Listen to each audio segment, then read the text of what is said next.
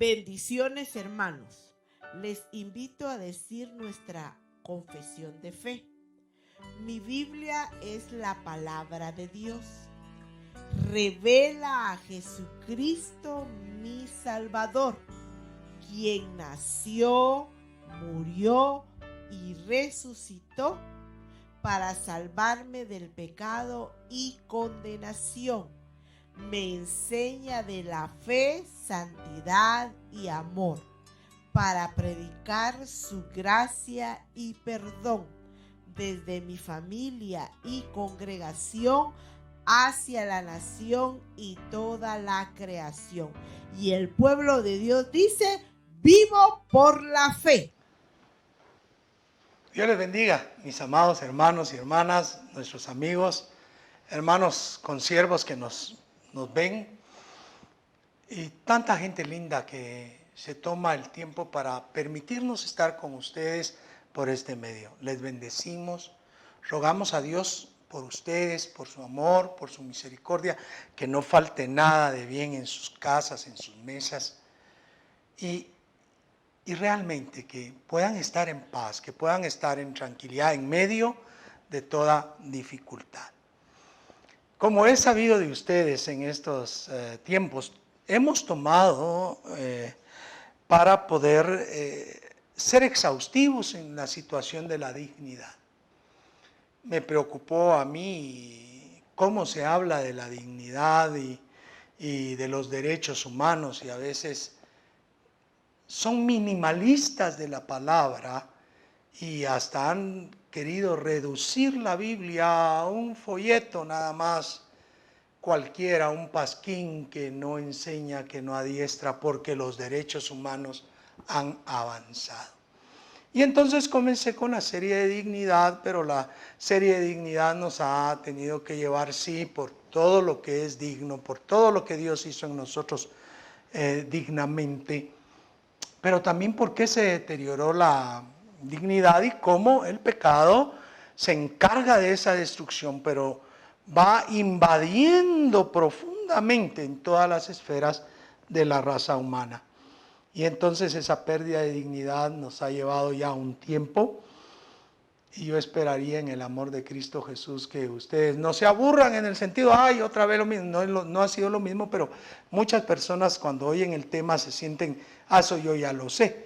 Pero prosigamos en esto y van a ver ustedes hacia dónde la Escritura nos dirige a comprender la verdadera dignidad. En ese orden de ideas, nos corresponde analizar a nosotros ese segmento que lo he de titular La invasión del pecado en toda la humanidad. ¿Por qué lo he de llamar así? Porque eso es lo que sucede. Comienza un pecado, la desobediencia, que destruye toda la dignidad del ser humano, y el hombre no se conforma con ello, sino añadirá al pecado pecados, y entonces llevará al clímax, en donde Dios dice no hay otra cosa más que cambiar de opción con el hombre, porque su corazón de continuo hace el mal. Entonces, partiendo del Génesis 3 y verso 19, que nos quedamos la última vez, donde Dios termina de decir el castigo para el hombre: con el sudor de tu frente comerás hasta que te vuelvas polvo, porque polvo eres y en polvo te convertirás. Y ahí se quedó aquel espectro que es negativo, el juicio sobre la serpiente, sobre la mujer, sobre la tierra por causa del hombre, y el mismo hombre que tendrá ciertos efectos por causa de la maldición a la tierra. Pero entonces comienza ya la reacción. Miren el efecto ya del pecado y el juicio combinados, los sucesos que comienzan a acaecer. Capítulo 3, verso 20. Y llamó a Adán el nombre de su mujer Eva, por cuanto ella era madre de todos los vivientes. ¿Se recuerdan ustedes que cuando la mujer fue presentada al varón, él no la nombró? O sea, sí la nombra, pues, pero la nombra como una igual, varón, varona. Ish, isha. No la nombra de otra manera. No vino como los animalitos del campo, león, jirafa. No hace eso. Pero ahora, después del pecado, y siendo que uno de los castigos hacia la mujer era que el marido se enseñoreara de ella, entonces ahora él le pone nombre, ya la nombra. Recuérdense que el nombrar a las personas es una de las dignidades que Dios nos dio. Y entonces viene él y le dice, te vas a llamar Eva, madre de todos los vivientes. Ya, el ejercicio del enseñoreamiento del hombre comienza a observarse desde este momento. Y entonces dice acá, y Jehová Dios hizo al hombre y a su mujer túnicas de pieles, y los vistió, y dijo Jehová Dios, he aquí el hombre es como uno de nosotros, sabiendo el bien y el mal. Ahora pues, que no alargue su mano y tome también del árbol de la vida y coma y viva para siempre. Y entonces viene otro efecto inesperado. ¿Por qué un efecto inesperado? Porque todo lo que había sucedido dentro del huerto. El castigo a la serpiente, el castigo a la mujer o el juicio, la maldición para con la tierra, el castigo o efecto del pecado en el hombre, que será trabajar y comer con dolor, comer hierbas, y ahora de repente el Señor dice, este puede ser igual que nosotros si vive para siempre. Ya conoce el bien y el mal.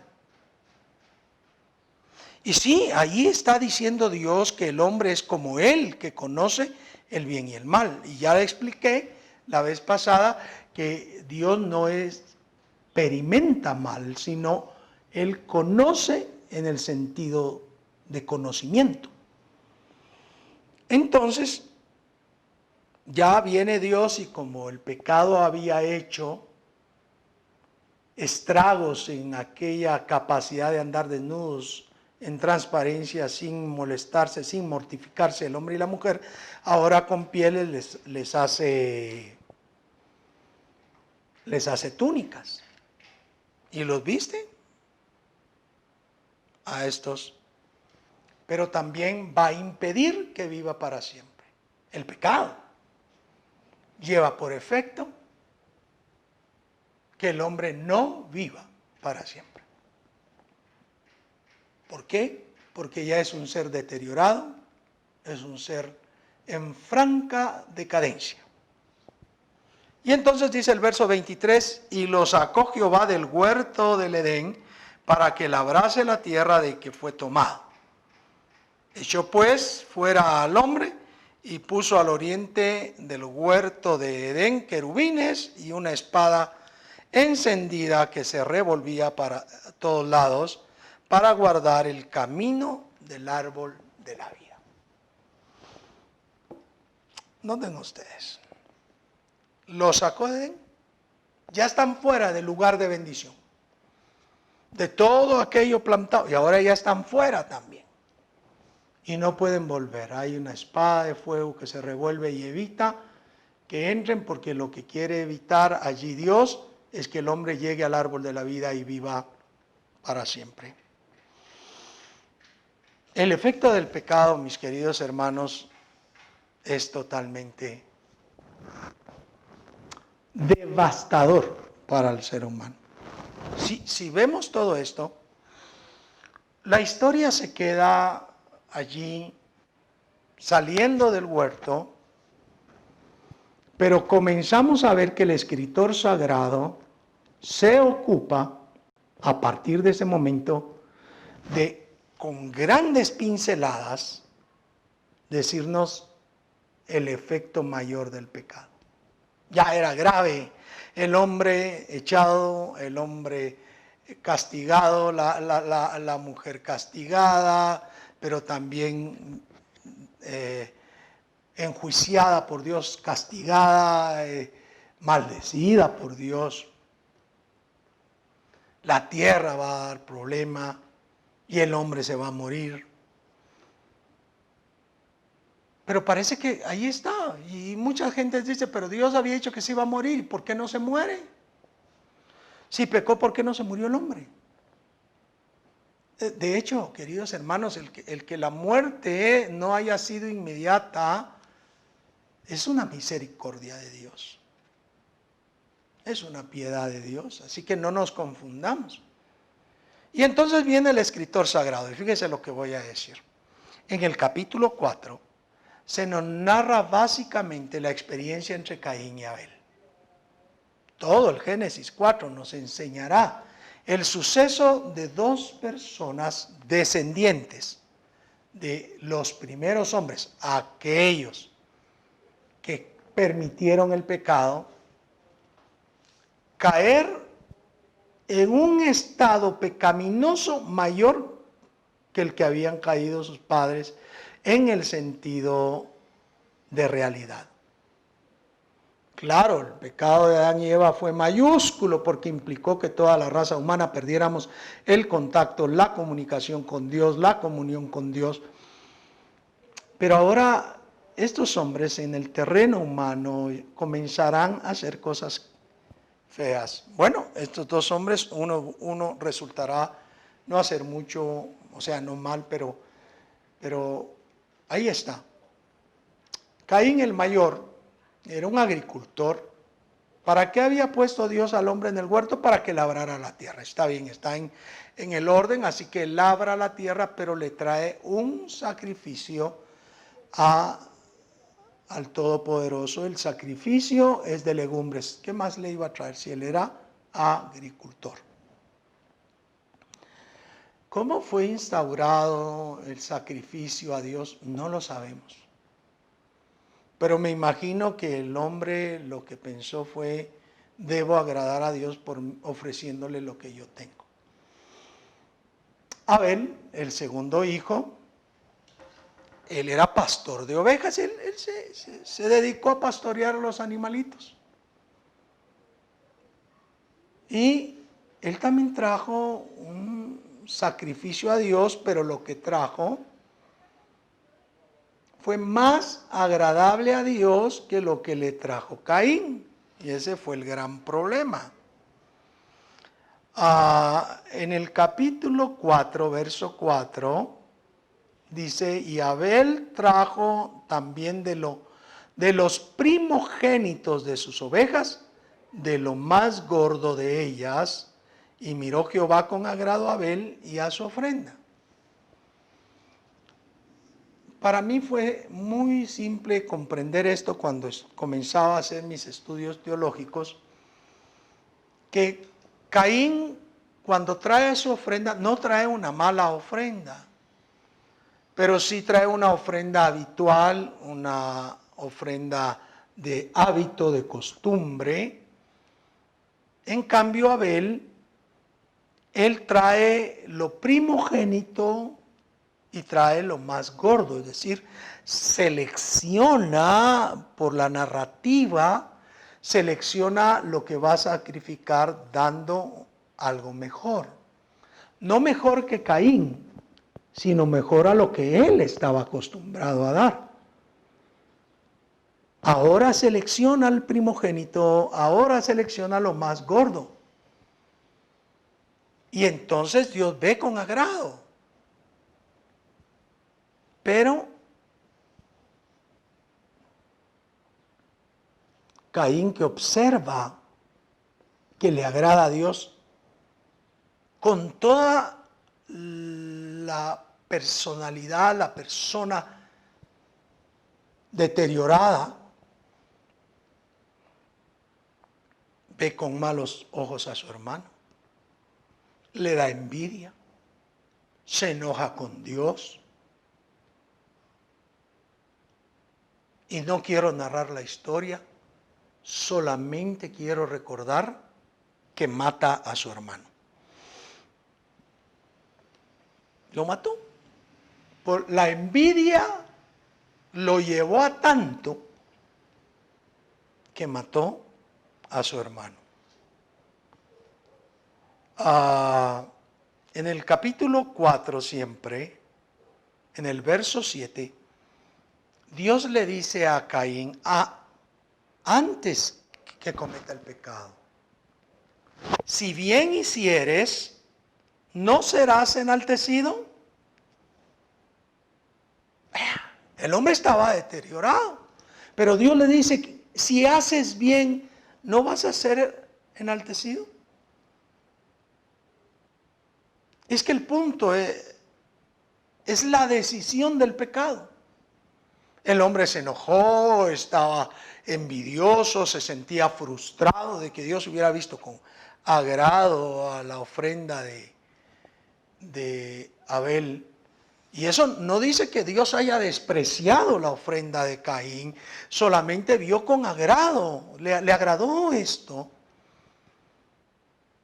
Y este es confrontado por Dios y dice, si haces bien, ¿no serás enaltecido? Mire, para nosotros los seres humanos, si pensamos hacer mal, pensemos. No seremos enaltecidos de parte de Dios si antes de dañar, si antes de ofender, si antes de lastimar, no lo hacemos. Pero sigue diciendo ahí, y si no hicieres bien, el pecado está a la puerta. Con todo esto, a ti te será su deseo y tú te enseñorearás de él. Qué lamentable. El ejercicio de enseñoreamiento, ahora el hombre lo va a tener sobre el pecado. Se enseñoreará sobre el pecado. Se va a ser señor del pecado el hombre, después que el pecado fue el que invade la humanidad, el que hace que el hombre esté fuera de Edén, que hace que haya tanto problema con la serpiente, la mujer, la simiente de esta, la tierra produciendo cardos y espinos, el hombre sufriendo con dolor, la producción para comer. Y ahora él se va a volver Señor. No oye a Dios.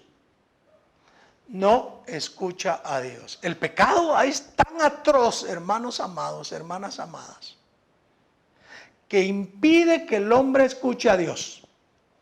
Se ensordece el hombre, se ensordece la mujer que está en pecado. Alguien le señala, no haga eso, eso está incorrecto. Yo no estoy haciendo nada malo, ¿cómo va a creer usted? Mire que va a tener consecuencias, no, ya me hubiera pasado algo malo. Uno ve a aquellas personas que entran en pecado y técnicamente ya no pueden oír a Dios. Y por eso, cada vez que alguien se ausenta de la iglesia, de la congregación, hay que preguntarnos si no lo que hay es pecado en su corazón, en su vida, y por eso no puede oír la voz de Dios. ¿Cuántas personas llegan a las congregaciones y dicen, ay, es que el pastor me quiso volar la cabeza y una vez con lo que estaba diciendo? El pastor no va a estar preparando un mensaje solo por una persona, pero lo que sucede es que el pecado hace que nosotros no podamos escuchar la voz de Dios. Entonces el capítulo 4 es un capítulo muy fuerte, muy serio, porque ya el pecado trasciende de la desobediencia a otros pecados. Aquí Caín matará a Abel, pero antes ha dejado de poder escuchar a Dios.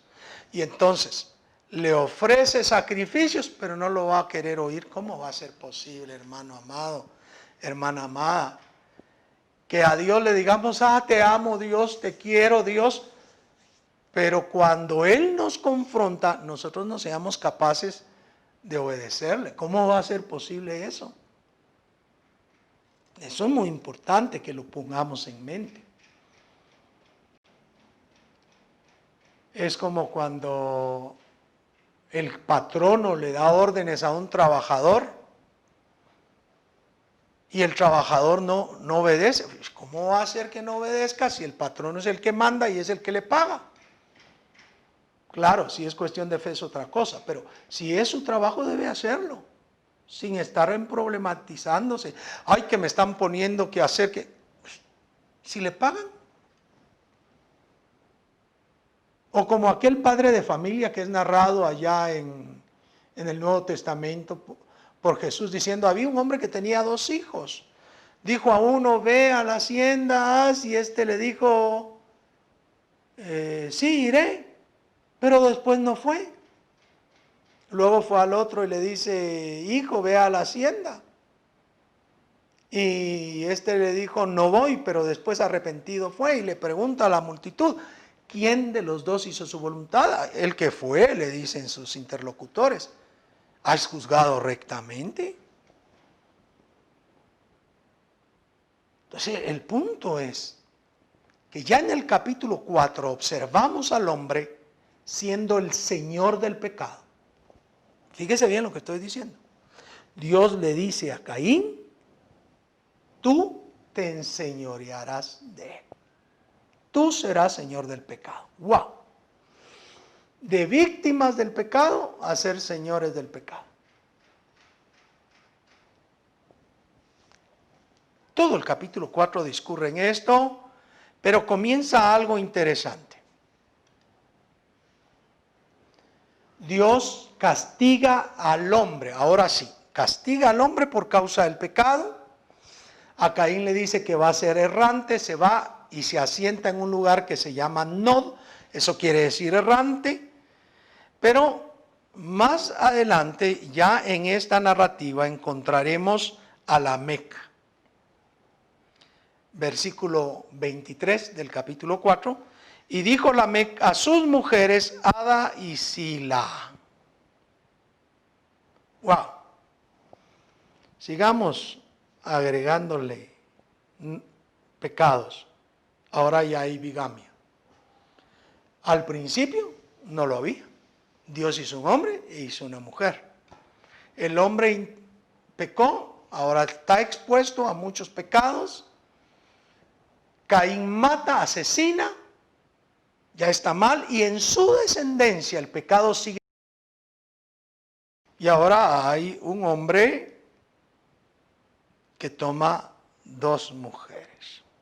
Bueno, este mismo hombre será alguien que diga una frase famosa, y es que si Caín será vengado 7 veces, él será vengado hasta 70 veces 7.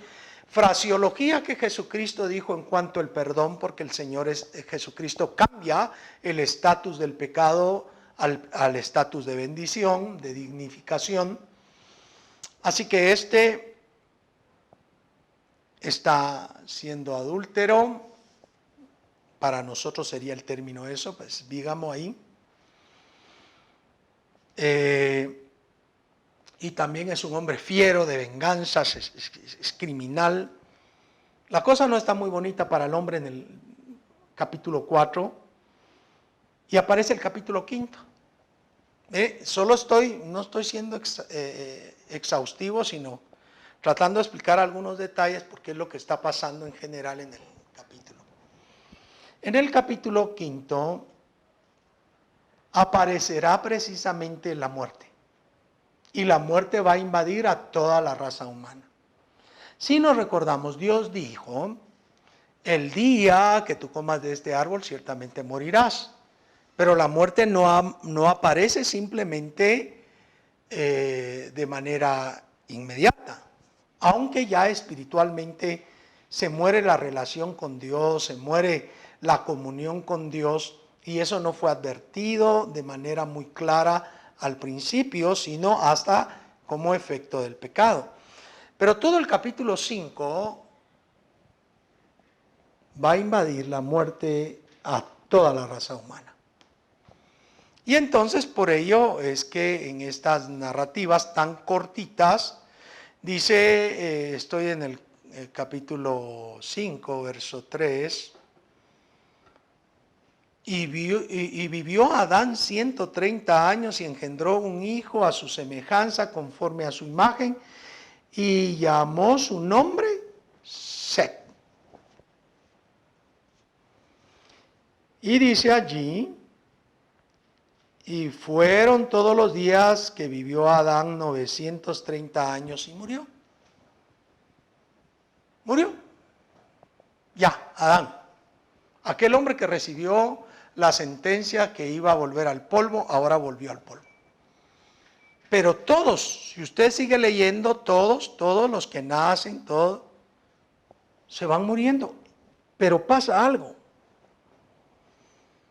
Pasa algo aquí bastante fuerte, porque de repente aparece Enoc. ¿Y qué pasa con Enoc? Este Enoc será perdonado por Dios. No, mira, te agarro, te perdono y ya estuvo. No.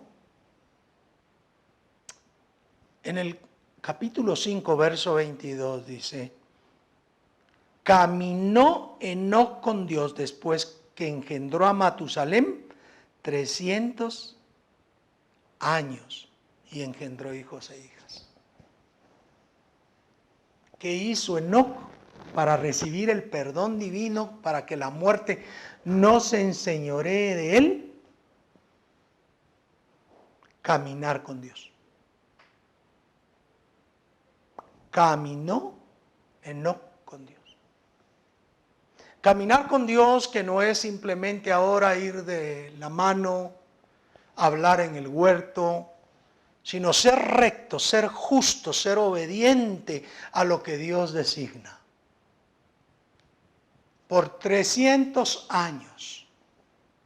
Me venía a la mente ahorita mismo, como cuando el Señor Jesús le dice a los discípulos, oren conmigo una hora y los encuentra todos dormidos.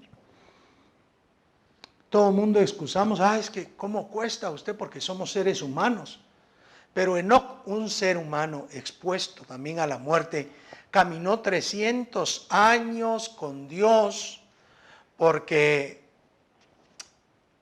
él entendió que esa era la forma y Dios lo perdonó. Pero el caso es que Caín y Abel traen más pecados. Abel no, porque Abel muere y se queda. Pero Caín y su descendencia traen más pecados. En el capítulo 5 la muerte invade, pero hay esperanza. Hay una historia de esperanza en Enoc porque él no muere, es llevado por Dios. Dice el verso 23, y fueron todos los días de Enoc 365 años. 24, caminó pues Enoc con Dios y desapareció porque le llevó Dios. Qué magnífico. Pero se instauran de nuevo las narrativas y todos vuelven a morir. Hasta que nace Noé. Verso 29, y llamó su nombre Noé. De hecho, el nombre de Noé es consuelo, descanso. Pero pasa algo, y yo quiero que ustedes sigan comprendiendo algo que pasa. Así como en el Génesis 1, la creación del hombre es un pedacito y luego se amplía en el capítulo 2, así como en el capítulo 2 el pecado del hombre es ampliado en el capítulo 3, aquí se menciona a Noé y será ampliado en el momento del diluvio en el capítulo 7. Porque el capítulo 6 nos servirá como otro elemento de lo que hace el pecado en la humanidad. Capítulo 4, la muerte, o sea, el asesinato, el adulterio, la rabia, la furia de Lamec. Capítulo 5, la muerte invadiendo, pero hay esperanza en Dios para todo aquel que camina con Él. Capítulo 6, la maldad, el pecado del hombre se generaliza, se vuelve el pecado del hombre una generalidad. Y hay un verso acá que es quizá el que debo de tocar. Capítulo 6, verso 5. Y vio Jehová que la maldad de los hombres era mucha en la tierra, y que todo designio de los pensamientos del corazón de ellos era de continuo solamente el mal. Mire hasta dónde ha llegado. En el capítulo 3 está el pecado, y ya en el capítulo 6 Dios dice: todos los designios de los pensamientos del corazón del hombre son solamente de continuo el mal. Todo se ha contaminado, todo se ha corrompido.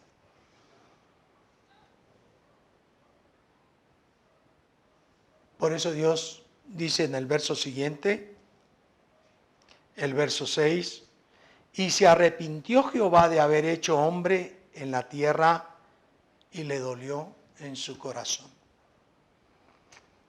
Ustedes y yo sabemos que lo que está haciendo aquí el escritor sagrado es decir, por medio de lo que nosotros percibimos, conocemos, lo que Dios experimenta, porque no hay forma de decirlo de manera detallada, correcta, porque Dios es espíritu. La mayoría de teólogos coinciden que el término arrepentimiento es un cambio de opción. Es decir, no es, ¡ay, qué malo! No. Sino que ahora buscaría Dios la forma de tratar con el hombre de otra manera. Dios es un Dios personal, como lo hemos indicado, así que también tiene emociones y el dolor es parte de su esencia. Así que Él se dolió. ¿De qué forma es el dolor que percibe Dios? ¿En qué grado? No lo sabemos. Pero es tanto eso que dice en el verso 7, y dijo Jehová, raeré de sobre la faz de la tierra los hombres que he creado, desde el hombre hasta la bestia y hasta el reptil, y las aves del cielo, pues me arrepiento de haberlos hecho. Entonces Dios dice, no se puede. El pecado ha invadido tanto la humanidad, ha invadido tanto que hay que cortarlos, hay que raerlos, arrancarlos de la tierra. Y se van con ellos todas las bestias, toda la creación animal, por cuanto el pecado ha invadido todo esto. Pero de nuevo, va a comenzar la ampliación, y yo quiero dejarlo hasta acá en el Antiguo Testamento de dignidad. Va a comenzar a construir la dignidad del hombre de nuevo. Cambia de opción Dios, porque va a comenzar a construir de nuevo la dignidad del hombre en otro espacio. Y por eso el verso 8 dice, en capítulo 6, pero Noé halló gracia ante los ojos de Jehová. Va a comenzar a construir al hombre, ahora en otra manera. Va a venir el diluvio porque Noé se va a salvar porque ha hallado gracia delante de Dios. Y esto, mis queridos hermanos, allí se queda Dios. Todo el desquebrajamiento, todo el castigo, todo lo que sucedió por causa del pecado, Dios dijo, le voy a dar otra oportunidad a la humanidad, pero voy a raer todo esto perverso y esto malo. Y con el diluvio lo destruyó. El problema, que cuando se salva Noé, lleva 3 hijos, 3 nueras, y el pecado irá con ellos. El pecado se convirtió en algo que no se pudo desechar de la humanidad. todo el Antiguo Testamento dará por testimonio que por más que Dios trata al hombre de diferentes formas, el hombre sigue en su corazón pensando en hacer mal. Y yo quería llegar hasta aquí en el Antiguo Testamento, porque si sigo, no podemos llegar a otra forma de verlo sino hasta el Nuevo Testamento. Pero hemos dicho en todas estas oportunidades que el mal invade, que el pecado invade a la humanidad. En el capítulo 4, muerte, bigamia, ira, venganza. En el capítulo 5, muerte, muerte y más muerte, hasta que hay esperanza por Enoc. Y en el capítulo 6, ya la humanidad está totalmente corrompida, con todo tipo de pecado. Y por eso vino el juicio y la destrucción. Pero Dios pudo encontrar a un hombre llamado Noé, en quien dio gracia. Por eso es correcto preguntarnos, ¿será que si hoy viniera Dios a querer destruir la tierra, que no lo hará?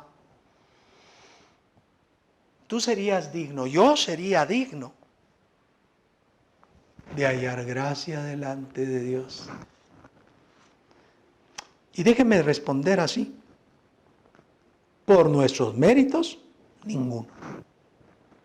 Pero gracias sean dadas a Dios, que por medio de nuestro Señor Jesucristo nos justificó delante del Padre y comenzó la restauración de nuestras vidas para hacernos capaces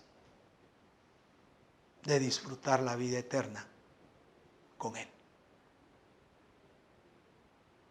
El pecado es tremendo, es terrible. Y de allí a la fecha, después del diluvio, a la fecha, la forma en que se ha diseminado el pecado cada vez es más sofisticada. Y el hombre justifica ese pecado. Ahora le llaman discriminación. Pero nosotros no es que discriminemos a ninguno.